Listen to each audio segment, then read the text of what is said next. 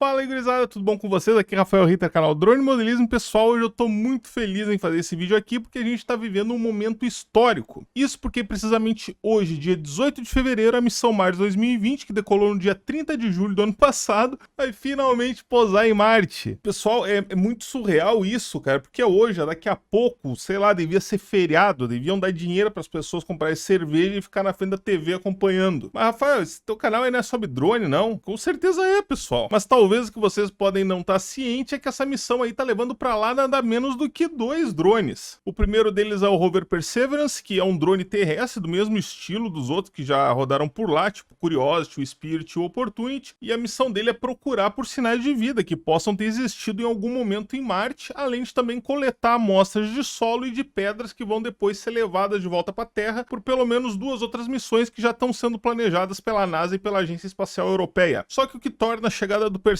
a Marte uma coisa única, além, é claro, das tecnologias que eles vão utilizar durante o pouso, é o fato dele não estar chegando lá sozinho, e sim acompanhado de um outro drone, mais com a cara aqui do canal, chamado Ingenuity. E é para comemorar isso e para deixar vocês mais por dentro ainda desse assunto que nesse vídeo aqui a gente vai falar sobre alguns fatos interessantes a respeito dele. Vai te preparando aí no sofá que eu já volto logo depois da nossa vinhetinha.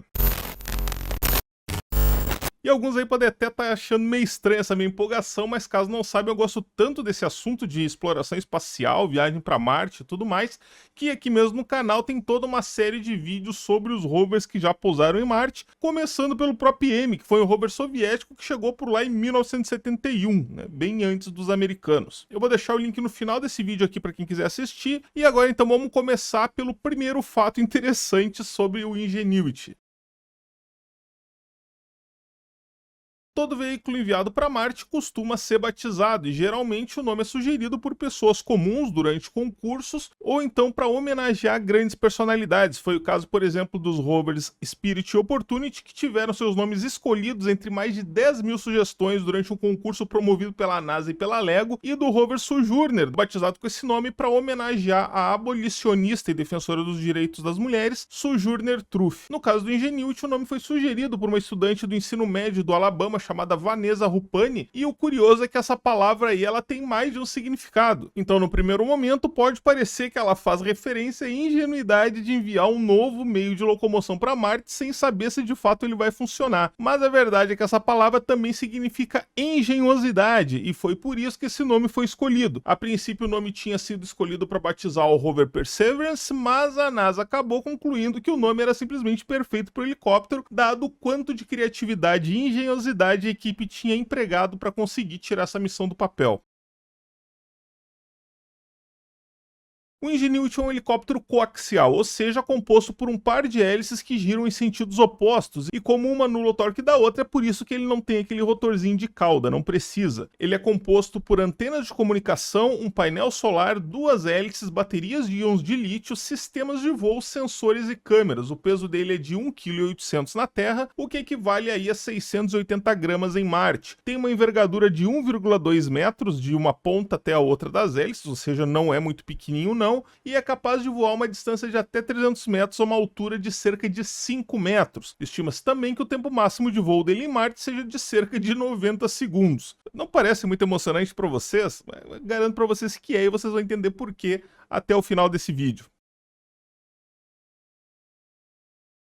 Outro fato importante é que o Ingenuity é o que se conhece como demonstração de tecnologia, ou seja, um projeto que busca testar uma nova capacidade pela primeira vez e de maneira bem limitada. Um outro exemplo de demonstração de tecnologia foi o rover Sojourner, que chegou em Marte junto com a missão Pathfinder para testar se era possível utilizar um veículo terrestre para se deslocar lá em Marte, e sobre o qual também tem um videozinho aqui no canal. Então, basicamente, o Ingenuity ele vai ver se é possível utilizar um drone para explorar Marte. Apesar de ter sido exaustivamente testado aqui na Terra, é preciso validar a tecnologia lá também, já que lá tem uma atmosfera muito menos densa que aqui na Terra. E isso nos leva então para o próximo fato desse vídeo. Fazer um drone voar aqui na Terra não é mais algo que carregue muitos segredos, sendo possível inclusive comprar as peças pela internet e montar em casa sozinho. Mas em Marte a coisa é diferente. Apesar da gravidade por lá ser cerca de 1/3 da gravidade aqui na Terra, o que teoricamente tornaria mais fácil fazer um equipamento desses voar, o grande problema é que a atmosfera em Marte é 99% menos densa do que na Terra, o que torna muito difícil conseguir sustentação suficiente. E só explicando rapidamente aqui, o que faz uma aeronave como a Ingenuity voar é a diferença de pressão do ar que passa entre a parte superior e a inferior das hélices. E como lá tem menos ar, então as hélices têm menos eficiência. E é por isso então que para fazer ela voar em Marte, os engenheiros da NASA tiveram que fazer ela do jeito mais leve possível, além de equipar ela com hélices muito maiores e que giram muito mais rápido do que seria necessário para ela voar aqui na Terra. Elas vão girar cerca de 2.400 RPM e só para fins comparativos, um helicóptero de controle remoto TRX-600, que tem quase a mesma envergadura e o dobro do peso do Ingenuity, precisa de cerca de 1.600 RPM para sair do chão. E aqui eu agradeço o meu amigo Cebola aí pela consultoria. O Ingenuity surgiu inicialmente como uma ideia que passou um bom tempo frequentando programas de simulação e ao longo de 5 anos foi ganhando forma até embarcar na sua jornada no ano passado. Mas apesar de todo esse trabalho, ele ainda teria que passar por 4 outras etapas antes de realizar o seu primeiro voo. O primeiro seria sobreviver ao lançamento no Cabo Canaveral, cruzar o espaço e pousar em segurança em Marte. E já não é pouca coisa. Depois ele precisa ser retirado da parte inferior do rover e colocado na superfície em segurança. A terceira prova de fogo vai ser conseguir se manter aquecido de forma autônoma para com isso enfrentar o frio intenso das noites marcianas. E aí, por último, ele precisa ainda carregar as próprias baterias por meio de seus painéis solares. Se tudo isso aí der certo, então o Ingenuity vai fazer um primeiro teste ligando os motores, mas ainda sem decolar, para só depois realizar sua primeira missão, que vai consistir em ligar os motores e ficar pairando no ar a poucos metros de altura por cerca de 20 a 30 segundos. Se esse primeiro teste de voo for bem sucedido, isso vai permitir até 4 voos de teste adicionais que deverão ocorrer num período de 30 dias marcianos. Isso aí é 31 dias aqui na Terra.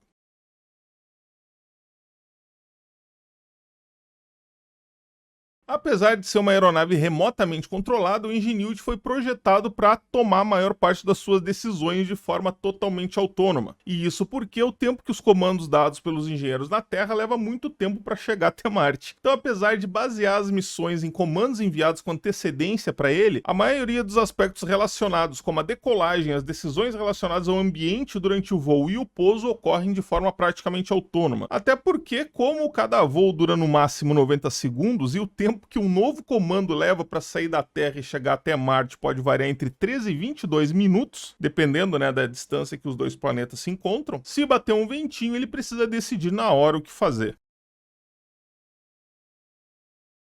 Então vocês vejam que o simples fato de conseguir chegar lá e fazer o primeiro testezinho de voo já é uma tarefa bem difícil. Mas se os testes realizados pelo Ingenuity forem bem sucedidos, isso pode permitir que outros veículos aéreos possam fazer parte das futuras missões para Marte. E entre as utilidades desse tipo de tecnologia estão a possibilidade de capturar imagens aéreas em alta definição, o que é uma novidade, já que hoje as imagens aéreas são tiradas de sondas que ficam orbitando Marte. Vão poder também atuar como ferramenta de reconhecimento para robôs e humanos, e também para acessar locais de difícil acesso. Além disso aí, futuramente um helicóptero também poderia ser utilizado para transportar cargas leves, mas importantes, de um local para o outro.